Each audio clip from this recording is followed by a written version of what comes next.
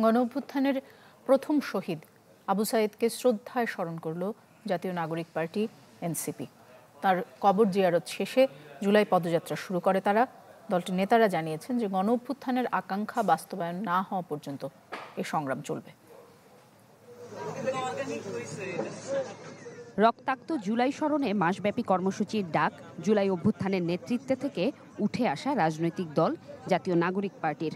সকালে রংপুরের পীরগঞ্জে শহীদ আবু সাঈদের কবর জিয়ারতের মাধ্যমেই এই কর্মসূচি সূচনা করে এনসিপি।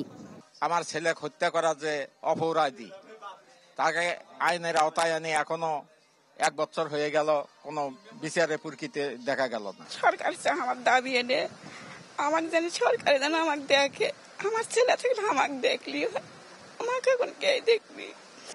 কবর জিয়ারত শেষে এনসিপির আহ্বায়ক নাহিদ ইসলাম বলেন, অভ্যুত্থানের আকাঙ্ক্ষায় নতুন দেশ গঠনে একটি কার্যকরী উদ্যোগ এই কর্মসূচি। এর মধ্য দিয়ে দেশের প্রতিটি প্রান্তে পৌঁছানোর প্রত্যয় ব্যক্ত করেন এই নেতা।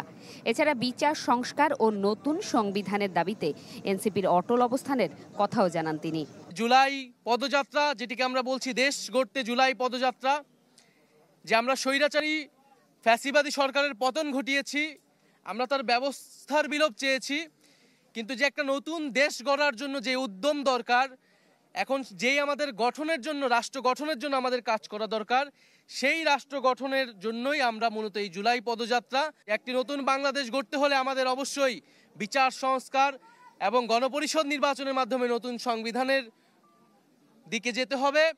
গণহত্যার বিচার ও গণপরিষদ নির্বাচনের মাধ্যমে নতুন সংবিধান রচনার আবারও দাবি জানান দলটির সদস্য সচিব আক্তার হোসেন। বলেন, গণ অভ্যুত্থানের আকাঙ্ক্ষা বাস্তবায়ন না হওয়া পর্যন্ত সংগ্রাম চালিয়ে যাবে তার দল। বাংলাদেশের পুরনো যে সংবিধান, এই মুজিববাদী সংবিধান ফেলে দিয়ে নতুন এক সংবিধান প্রণয়ন করতে গণপরিষদ নির্বাচনের আয়োজন করতে হবে। এই সব কিছুর মধ্য দিয়ে এক নতুন বাংলাদেশ পুনর্গঠিত হবে। পরে পদযাত্রার লক্ষ্যে গাড়ি বহন নিয়ে গাইবান্ধার অভিমুখে রওনা দেন এনসিপির নেতাকর্মীরা। জুমাতুল বিদা, চ্যানেল 24, রংপুর।